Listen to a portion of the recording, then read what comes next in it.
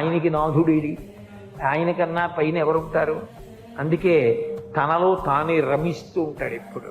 అది శివతత్వం. కాబట్టి ఆయనంత యోగి లేడు, ఆయనంత భోగి లేడు, ఆయనంత దూరంగా ఉండేవాడు లేడు, ఆయనంత దగ్గరగా ఉండేవాడు లేడు, ఆయనంత తేలికగా భక్తుల్ని అనుగ్రహించేవాడు. ఎందుకని? మనసెరిగి చిరునవ్వుతో ఇచ్చేస్తాడు. కలియుగ ప్రారంభంలో అడిగారట, కలి యొక్క ఉద్ధతి ఎక్కువగా ఉంటుంది కదా, చాలా పాపకర్మలు చెయ్యాలన్న అనురక్తి ఉంటుంది తప్ప పుణ్యకర్మలు చెయ్యాలనేటటువంటి ఉత్సాహం ఉండదు కదా స్వామి, అందుకని మేము తేలికగా తరించడానికి మాకు ఏదైనా మార్గం చెప్పరా అని అడిగారు. అడిగితే ఆయన అన్నాడు, మీకు అందరికీ మోక్షం కావాలని కదా తాపత్రయం, సరే నేను ఒక మాట చెప్తాను చెయ్యండి అన్నాడు. దర్శనాత్ అభ్రతసి, చిదంబరంలో ఎలా దర్శనం చేయాలో అలా చేయండి, మోక్షం ఇచ్చేస్తాను. చిదంబరంలో దర్శనం అంటే శివలింగం ఏమి ఉండదు, ఓ గది ముందు నించుంటే గోడకి కన్నాళ్ళలా ఉంటుంది, ఓ తెర తీస్తారు, ఎదురుకుండా గోడకి మారేడు గలా వేసి ఉంటాయి, వేసేస్తారు. కొంతమంది గడుసు వాళ్ళు ఉన్నారనుకోండి, ఏమిటి నాకేం కనపడలేదు, కనపడలేదు, అయ్యో అదేంటి శివలింగం ఉంది కదా అంటారు. అబద్ధం అది, అక్కడ ఏమి ఉండదు. నేనే చూసా కొంతమంది అలా చెప్పేస్తుంటే, అయ్యయ్యో ఇంత సాధ్యమా అనుకున్నాను. అంటే ఏమో వాళ్ళు మహాజ్ఞానులేమో, దూర్జడికి కనబడ్డట్టు ఉదయగ్రామము పానవట్టము అభిషేకోద ప్రవాహంబు ఆర్ధి అని మరి బ్రహ్మాండం అంతా శివలింగంలా కనపడుతోందో, నేను ఎందుకు తక్కువ మాట్లాడాలి? కాబట్టి అక్కడ ఏమీ ఉండదు. అంటే అనంతం, ఆయన కానిది లేదు. అగ్నిముఖంబు పరాపరాత్మకమాత్మ కాలంబు గతి రత్నగర్భ పదము శ్వశనంబు నీ యూర్పు రసన జలేషుండు దిశలు కర్ణంబులు దివము నాభి సూర్యుండు కన్నులు శుక్లంబు సలిలంబు జఠరంబు జలధులు చదలు చిరము సర్వౌషధులు రోమచేయము శల్యంబులద్రులు మానసమృతకొరండు చందములు ధాతువులు ధర్మసమితి హృదయము ఆస్యపంచకముపనిషదాహ్వయంబు అయిన నీరూపు సరసత్వమై శివాఖ్యయై స్వయం జ్యోతి అయి ఒప్పు ఆద్యము. యావత్ బ్రహ్మాండమంతా నిండిపోయి ఉంటాడు. అదిగో ఆ తత్వం కింద ఆకాశ స్వరూపుడుగా అంతటా నిండిపోయిన వాడిగా అక్కడ జ్ఞానంతో చూడగలిగితే చిదంబర రహస్యం. అది చిదంబర రహస్యం అంటుంటారు. అందుకని చిత్ అంబరం ఏదో భయంతి త్వాం ధన్యా కతిచన చిదానందలహరి అంటారు సౌందర్యలహరిలో శంకరాచార్యులు వారి అమ్మాయి ఎక్కడు ఎవరు ఒక్కడమ్మా నిన్ను అలా తెలుసుకుంటున్నాడు అంటారు. అలా చూడగలిగిన వాడు ఎక్కడో కోటాను కోట్లలో ఒకడు జ్ఞానంతో చూస్తాడు. స్వామి నువ్వు మమ్మల్ని మోహపెడుతున్నావు, చిదంబరం వెళ్ళి చూడమా, నాకేమర్థం అవుతుందని చూడడం ఈ తత్వం అంతా. ఇంకొక మాట చెప్పండి, దర్శనాద బ్రసరసి, మాకు సాధ్యం కాదు, ఇంకొక మాట ఏమైనా చెప్పండి, అనుగ్రహించండి. సరే, జననాత్ కమలాలయే, తిరువారూరులో పుట్టండి, మోక్షం ఇచ్చేస్తారు. ఇది మరీ అన్యాయం. నేను మా అమ్మ కడుపులో ఉంటాను, మా అమ్మ నన్ను ఎక్కడ కంటుందో నాకు తెలుసా? మా అమ్మ తిరువారూరులో కంటుందో, లేకపోతే తాయారుపేటలో కంటుందో, ఏలూరులో కంటుందో, జాలిపూడిలో కంటుందో, విశాఖపట్నంలో కంటుందో, కాకినాడలో కంటుందో నాకేం తెలుసు? అప్పటికి మా అమ్మ పుట్టింటారు ఎక్కడ ఉంటారో అక్కడికి వెళ్తుంది. ఒకవేళ అది ఏ పల్లెటూరు అయి కవల పిల్లల కడుపులో ఉంటే మేనమావ గారు ఉన్న పెద్ద పట్టణంలో అవ్వచ్చు పురుడు. ఏం చెప్పగలం?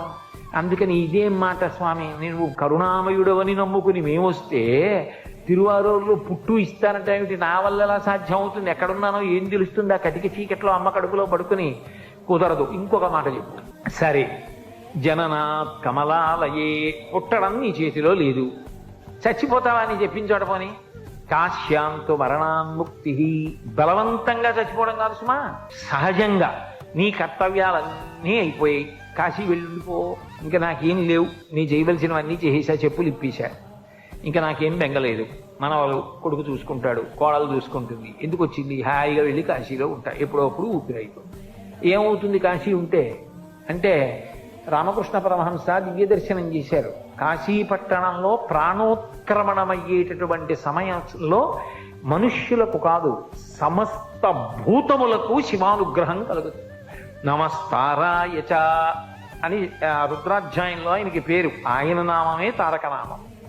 ఆయనే సంసార సముద్రమును దాటిస్తాడు. అందుకని ఏం చేస్తాడు? ఆయన నామం ఆయనే ఉపదేశిస్తాడు. అది ఎలా అంటే, ఆ తల్లి పార్వతీదేవిట బయలుదేరి వచ్చి ప్రాణోత్క్రమణమైపోతున్నటువంటి వాడు ఇంకా ఊపిరందక కొట్టుకుంటున్నటువంటి సమయంలో పాలిండ్లు కదలంగ పసిడిపయ్యద వీచు అచలాధిపుని కూర్మి ఆడుబిడ్డ ఠుత్కారమునరించి తొండంబు ముక్కున శిఖరారావంబు జిలుకు డుంఠి ప్రథమోత్తముండు భృంగి భయరక్షణార్థంబు పాలాగ్రమున తీర్చు భసిత రేఖ ప్రత్యక్షమై వచ్చి భాగీరథీ గంగ మృదుల హస్తము సాచి నేను నివురు దక్షిణ శృతి మీదుగా ధాత్రి త్రిళ్ళి పెద్ద నిద్రకు మాగన్ను పెట్టువేళ పంచజనులకు తారక బ్రహ్మ విద్య అభవుడు ఉపదేశమురరించునప్పుడు కాశీపట్టణం అంటే ఆయనకి అంత ఇష్టం.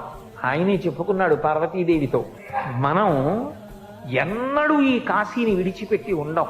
మన చేత అవిముక్తమయ్యుంట ముగ్ధాక్షి ఇది అవిముక్తమయ్యే మనకు ఆనందింబునునరించుకావున ఆనంద విపినాభిదానమయ్యే మహాశ్మశాన భూముల సంవసింతునీగాన నేనుంట ఇది మహాశ్మశానమయ్యే నూరంత ప్రొద్దున నుండి రుద్రుండనీగాన రుద్రగేహాఖ్యయ్యే అసియు వరుణయు కూడి అక్షర సరవితో వారణాసియన్ సంజ్ఞయయ్యే గాశ్రుదీప్తాయనంగ విఖ్యాతమైన ధాతువున కాశీ అయ్యే భూతలంబునందు అని చెప్పాడు.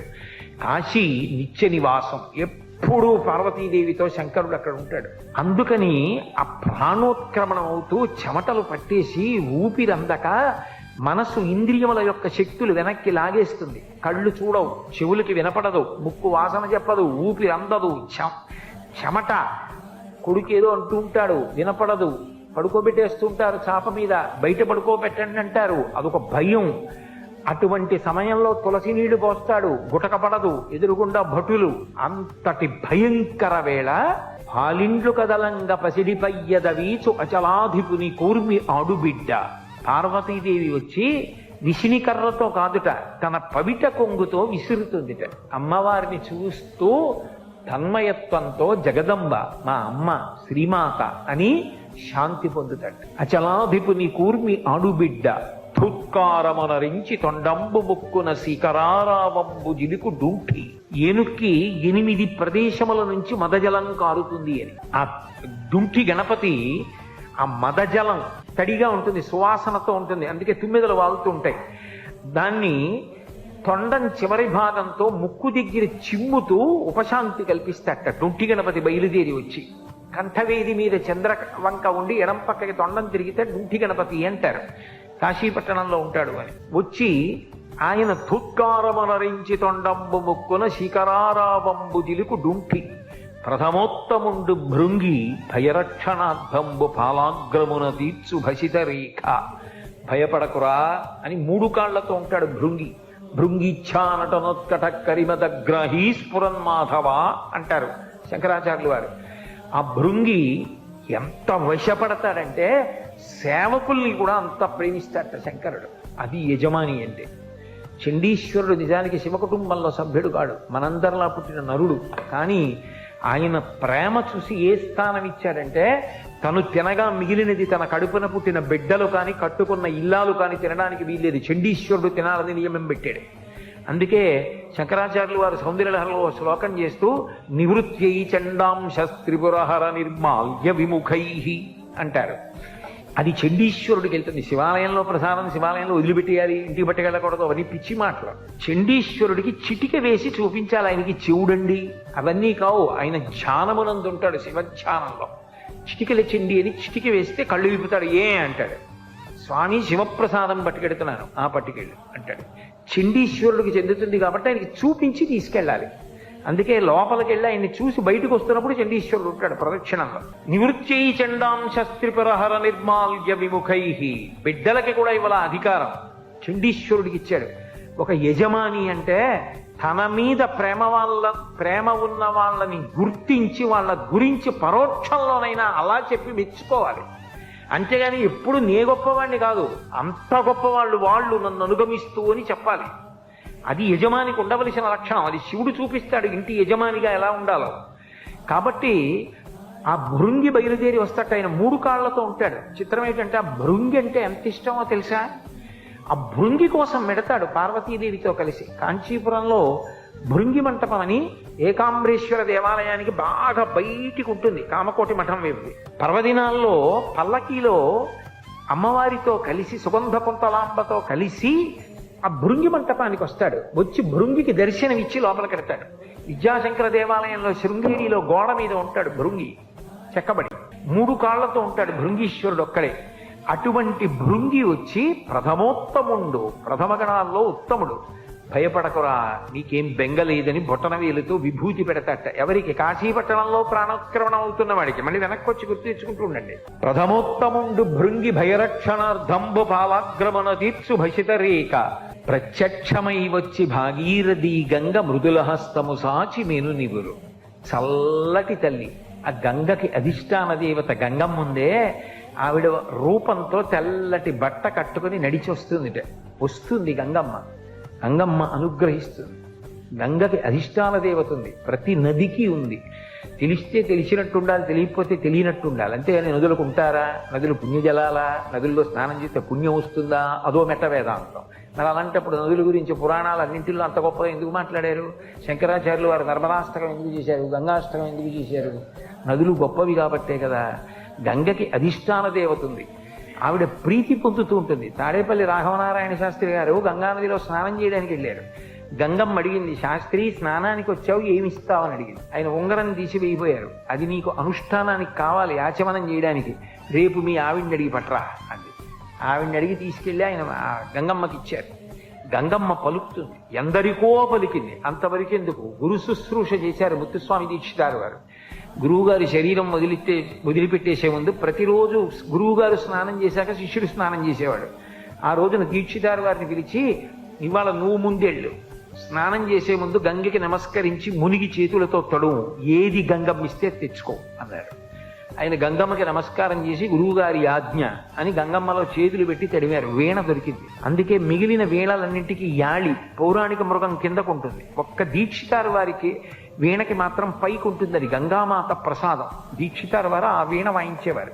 గంగమ్మ ఎందరినో అనుగ్రహించింది. ఒకప్పుడు భాగవతాన్నంతటినీ పరీక్షిత్ గంగా తీరంలో ప్రాయోపవేశం చేసి విన్నాడు. వా, ఏమి పద్యరచన చేశారో పోతన గారు. అమ్మా అని పిలిచిన నరు పొమ్మా అని ముక్తి కడకు బుత్తువట, లెమ్మా నీ రూపముతో రమ్మా నాకెదురంగ గంగ రమ్యతరంగా అంటే, అమ్మా అని పిలిస్తే చాలటావు, పోరా అని మోక్షానికి పంపించేస్తాం. భగవద్గీత కించిదీత గంగా జలలవ కడికాపీత సకృతపీన మురారి సమర్చ క్రియతే తస్య యమేనంద చర్చ అంటారు. అటువంటి గంగమ్మ. ఆ గంగమ్మ వచ్చి చల్లటి చేత్తో ఒళ్ళు నివురుతుంది. దక్షిణ శృతి మీదుగా ధాత్రి త్రిళ్ళి పెద్ద నిద్రకు మాగన్ను పెట్టువేళ. మామూలుగా నిద్రపోయిన వాడు మళ్ళీ లేస్తాడు రేపు పొద్దున్న. ఇది పెద్ద నిద్ర. నిద్రపోయే ముందు మాగన్నని కళ్ళిలా ఇలా పడిపోతాయి, మెల్లిగా నిద్రలోకి వెళ్ళిపోతాడు. రేపు లేస్తాడు. అది పెద్ద నిద్ర. ఆ పెద్ద నిద్రకు మాగన్ను పెట్టి పెద్ద నిద్రలోకి వెళ్ళిపోయిన వాడికి లేవాడు. ఆ శరీరం పంచభూతాల్లోకి వెళ్ళిపోతుంది. పెద్ద నిద్రకు మాగన్ను పెట్టువేళ పంచజనులకు తారక బ్రహ్మ విద్య. కుడి చెవి పైకొచ్చేటట్టుగా తిప్పి శంకరుడే వచ్చి దగ్గర కూర్చొని కుడి చెవిలో తారకాన్ని ఉపదేశం చేసి తనలో కలిపేసుకుంటాడు. కాశీలో చనిపో, మోక్షం ఇస్తాడు. అందుకని మళ్ళీ వెనక్కి రండి. దర్శనాద భ్రసరసి జననాత్ కమలాలయే కాశ్యాం తుమరణాన్ముక్తి. పోనీ కాశీలో మరణిస్తావా, మోక్షం ఇస్తాను. బలవంతంగా కాదు సుమా, మళ్ళీ చెప్తున్నాను. చాకటి కూడా దొరాలు చెప్పారని హరిశ్చంపలు చేయకండి. నేను చెప్తున్నది సహజ మరణం, కాశీవాసం చేసి. అయితే స్వామి మా సంసారం ఎంత గొప్ప బంధనాలో నీకు తెలుసు కదా. పెరిగే కొద్దీ ముచ్చట్లు ఎక్కువ. ముందు కొడుకు మీద ముచ్చట, తర్వాత మంచి కోడలు వచ్చిందని ముచ్చట, ఆ తర్వాత మనవడి మీద ముచ్చట. ఇక్కడ ప్రసంగం చెప్తుంటే ఇంటి దగ్గర ఎక్కడో టీవీలో వస్తుంటే వాడికి తెలియక టీవీలో తాతగారు ఉన్నారనుకుని తాత దా నరుస్తున్నాడని ఫోన్ చేసి చెప్తే తలడిల్లిపోతాడు తాత. ఇన్ని బంధాలు. నేనెక్కడ కాశీరా, కాశీలో ఉండనా? అవుతుందా నా వల్ల? అయ్యే పని కాదు. ఇంకొక మాట చెప్పు. స్మరణ తరుణాచలే. కనీసం అరుణాచల శివ అరుణాచల శివ అరుణాచల శివ అనుకుంటావా? అలా అనుకో చాలు. స్మరణాత్ నన్ను అరుణాచల శివుడిని స్మరిస్తుండు. ఆ కొండ, ఆ శివలింగం, ఆ గిరి ప్రదక్షిణం అవి మనసులో స్మరించుకుని అరుణాచల శివ అరుణాచల శివ అంటుండు. ఎప్పటికప్పుడు పాపదహనం చేసి నీకు మోక్షం ఇస్తాడు చాలు. ఇంకింతకన్నా అడిగితే బాగుండదు స్వామి. 4 ఇచ్చావు, ఆ ఈ ఏదో ఒకటి అంటాం. అంతేగాని ఇంకా చాలదంటే ఇంతకన్నా అన్యాయం ఇంకోటి ఉండదు. ఇన్ని వరాలు ఇచ్చావు, బిడ్డలని అనుగ్రహించడంలో అంతటి కరుణామూర్తి. అసలు నిజానికి మీకు ఒక్క మాట చెప్పిన ప్రవచనం పూర్తి చేస్తాను. లోకంలో ఏదో సత్కారం చేస్తామండి, ఓ దండేస్తామంటే వస్తాడు ఎవడన్నా, ఏదో మీకు బట్టలు ఇస్తామండి అంటే పుచ్చుకుంటారు, మీకు పాములు ఇస్తామండి అంటే పుచ్చుకునేవాడు ఎవడన్నా ఉంటాడా? శివుడు ఒక్కడే నాగభూషణుడు. అంతేకాదు, మీరు కింద నించోండి పైనుంచి నీళ్లు పోస్తామంటే పుచ్చుకునేవాడు శివుడు ఒకడే. శివుని శిరమున కాసిన్ని నీళ్లు చల్లి, రాజశేఖర చరిత్రం అందులో అంటాడు, శివుని శిరమున కాసిన్ని నీళ్లు చల్లి పత్తిరి సుమంత నెవ్వాడు పారవై, కామధేనువు వానింట గాడి పసర, అల్ల సురశాఖి వానింట మల్లె చెట్టు. వీడేం పెద్ద రుద్రాధ్యాయం అంతా చదివేసి స్వరంతో మంత్రాలు చెప్పేసి పరమభక్తితోటి అభిషేకం చేసేది లేదు. ఇన్ని నీళ్లు సమృద్ధిగా ఇస్తే ఉద్ధరణో టట్టుకొచ్చి ఇలా పోస్తూ ఉంటాడు. నీకు చేయిస్తే స్నానం అలా ఓ చిన్న గిన్నెలో నీళ్లు వేసి ఉద్ధరణేసి భార్య పెట్టి స్నానం చేసినంటే, ఇంత కృష్ణానది ఇంత ప్రవాహం ఇన్ని నీళ్లు ఇచ్చాడా? మీరంటే భక్తులు చక్కగా చేస్తారు. నాలాంటి ధూర్తుడు ఆచమన పాత్ర అట్టుకుని ఇలా ఏమి ఇలా పోయలేవు, కనీసం అన్ని నీళ్లు ఇచ్చాడు కదంటే బద్ధకం, ఓ బిందెతో తేడు ఇంకోసారి, లేదా వరదల కింద పోసేస్తాడు. అతివృష్టి అనావృష్టి. కానీ అందుకని నీళ్లు చల్లి అన్నాడు. అభిషేకం ఎక్కడ చేశాడు రా నాలాంటి వాడు అని నన్ను దృష్టిలో పెట్టుకుని వాడు నీళ్లు ఎక్కడ పోశాడు? నీళ్లు చల్లాడు. పోనీ పత్రి మనస్ఫూర్తిగా ఓం నిధనపతయే నమః అని ఇలా వేశాడా? ఇలా చల్లేయడమే. పత్తిరి సుమంత నెవ్వాడు పారవయిచ్చు, పారేశాడంతే ఆయన మీద. అయినా ఆయన పొగిపోయి పోన్లేరా, మారేడు దళాలు తెచ్చావు, నా మీద నీళ్లు చల్లేవు, ఏదో నేను ఉన్నానని నమ్మి వచ్చావు, చాలేరా. వాడు అలాగే చెప్తాడా కోటేశ్వరరావుని పట్టించుకోకు, నేను చూస్తాను కదా అని. అల్ల కామధేనువు వాడింట గాడిపసర, కామధేనువుని తెచ్చి ఇంట్లో కట్టేస్తాట. అల్ల సురశాఖి వానింట మల్లి చెట్టు, కల్పవృక్షాన్ని తీసుకొచ్చి ఇంట్లో ఏదో మల్లి చెట్టు పాతినట్టు పాతేస్తాడు. అంత సులభుడు. ఆయనంత ప్రసన్నుడు లోకంలో ఎవరు ఉండరు. భగీరథుడు తపస్సు చేస్తే ఊర్ధ్వబాహు పంచతప మాసాహారో జితేంద్రియ తస్య వర్ష సహస్రాణి ఘోరీ తపసి తిష్ఠిత. రామాయణం బాలకాండ. ఆయన చేతులు పైకెత్తి 1000 సంవత్సరముల పాటు 4 వైపులా అగ్నిహోత్రాన్ని పెట్టుకుని సూర్యుడిని చూస్తూ తపస్సు చేస్తే కొన్ని 1000 సంవత్సరముల తర్వాత తస్య వర్ష సహస్రాణి 1000 సంవత్సరముల తర్వాత బ్రహ్మగారు ప్రత్యక్షం అయ్యాడు. మా వంశం నిలబడాలి, తథాస్తు. మా ప్రపితరులు సగర చక్రవర్తి కుమారుడు సగరులు బూది కుప్పలై పడిపోయి ఉన్నారు పాతాళ లోకంలో. ఆకాశగంగ ప్రవహిస్తే తప్ప వాళ్ళు ఉద్ధరణ పొందరు, అందుకని ఆకాశగంగని విడిచిపెట్టు, పాతాళ లోకానికి తీసుకెడతానన్నాడు. కుదరదు. గంగాయా పతనం రాజన్ పృథివీన సహిష్యతి తాం వై ధారయితుం వీరనాంద్యం పశ్యామి శూలినః. ఆకాశగంగ పైనుంచి భూమి మీద పడితే తట్టుకోదు భూమి, భూమికి ఆ శక్తి లేదు, ఆ ధార తట్టుకోగలిగిన స్థితి ఉండదు, దెబ్బతింటుంది భూమి. భూమి ఎవరిది? కపిలాన్ రూపమాస్తాయాధారయత్ అనిశం ధరాం. కపిల మహర్షి రూపంలో విష్ణువుది, శివుడిది పృథ్వీలింగం. నేనేవాణ్ణి? శంకరుణ్ణి అడుగు, శంకరుణ్ణి నేను శాసించలేను, ఆయన ఒక్కడే పట్టగలడు గంగ పడుతుంటే. వీరనాంద్యం పశ్యామి శూలినః. అన్యులెవరూ పట్టుకోలేరు, ఒక్క శివుడికే చెల్లి. ఆయన్ని ప్రార్థన చేయి, ఆయన పట్టుకుంటారంటే నీ ఇష్టం అన్నాడు. మళ్ళీ శివుడి గురించి తపస్సు చేశాడు. చిత్రం ఏంటంటే ఇంత పెద్ద తపస్సు అక్కర్లేకపోయింది. ప్రత్యక్షం అవుతూనే ప్రీతస్పేహం నరశ్రేష్ఠ కరిష్యామి తమాప్రియం శిరసా ధారయిష్యామి. నేను వచ్చి ఆ గంగమ్మని పట్టుకుంటాను పద అని వచ్చి హిమవత్ పర్వతంలో నిలబడి కాళ్ళు 2 దూరంగా పెట్టి పాండురంగంలాగా నడుం మీద 2 చేతులు వేసి ఆకాశం వంక చూస్తూ వదిలిపెట్టమన్నాడు గంగని. ఆ పైనుంచి పడుతోంది. సాక కంచన్మహింగంతుం నశక్నోద్యత్నమాస్థిత నైవ నిర్గమనం లేభే జటామండల బోహిత అంటారు మహర్షి. అహంకరించింది. ఏమిటో పెద్ద డాబుగా నిలబడ్డాడు, ఈడ్చి అవతల పారేస్తాను.